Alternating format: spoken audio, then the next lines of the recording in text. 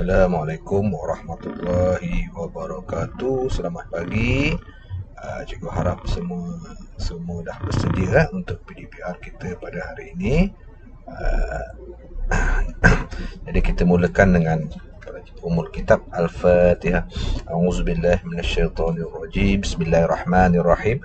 Alhamdulillahirabbil alamin. Arrahmanirrahim. Maliki yaumiddin.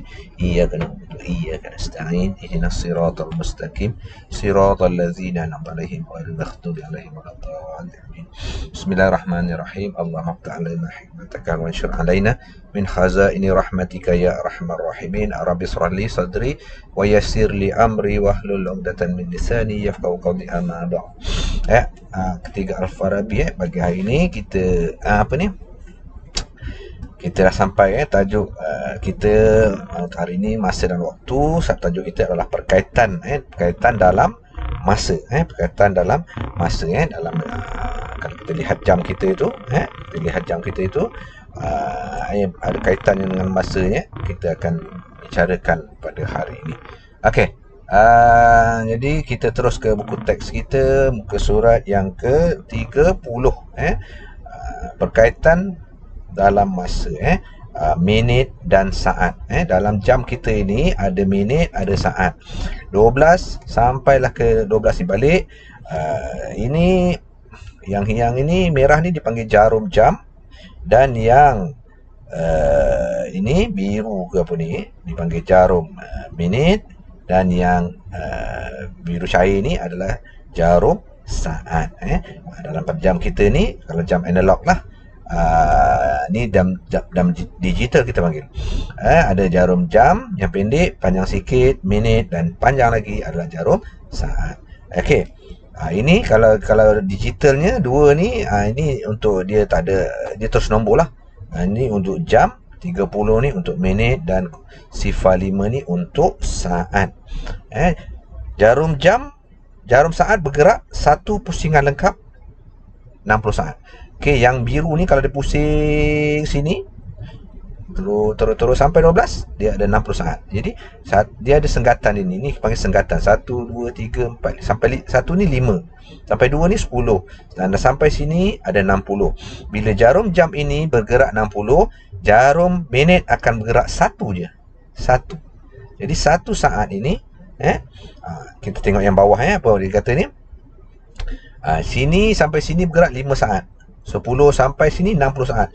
Bila 60 saat ni dah bergerak, yang biru cair ni, jadi jarum minit ni akan pergi ke satu sini. Satu senggatan. Bukan satu yang besar ni, satu senggatan. Itu maksudnya 1 minit adalah 60 saat. Lengkap dah. 1 minit 60 saat. Apa kata di bawah ni? Murid ni. Dia kata jarum minit bergerak satu senggatan. Satu senggatan ialah 1 minit. Senggatan tu masih ini.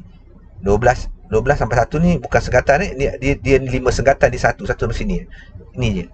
Kalau jarum minit ni bergerak sini, maksudnya jarum panjang ni dah bergerak satu pusingan. Okey. Boleh tu ya? Jadi pukul 8 asalnya dia jadi 8 1 minit. Maksudnya 1 minit ni mewakili 60 saat. Okey? 1 minit 60 saat. Kena ingat 1 minit 60 saat. Okey, tengok. Ini ibu merebus telur selama 4 minit.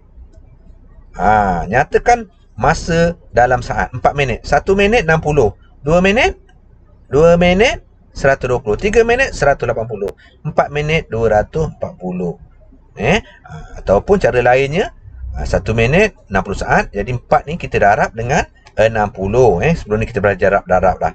4 darab sifar 6 darab 4 24. Jadi 240 saat. Baik. Ingat 1 minit. Ingat 1 minit 60 saat. Jadi kita gunakan apa dia? Guna sifir 6.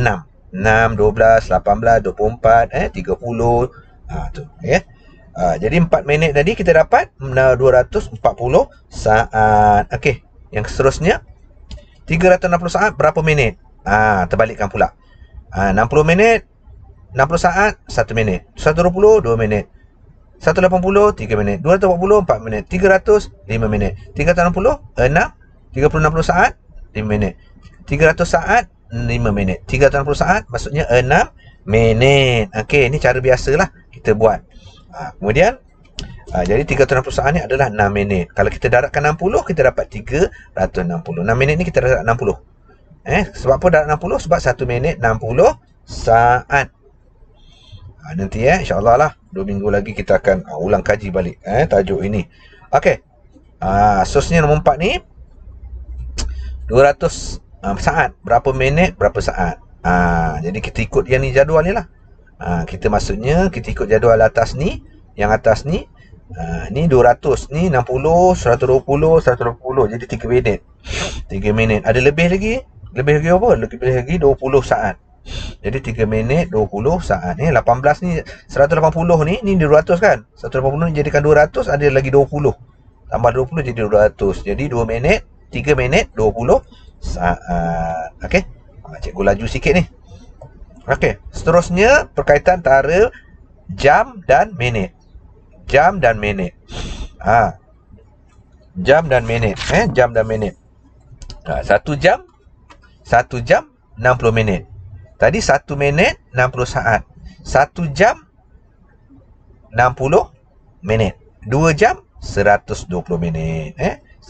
Itu berkaitan dia. Yang atas ni 1 minit 60 saat.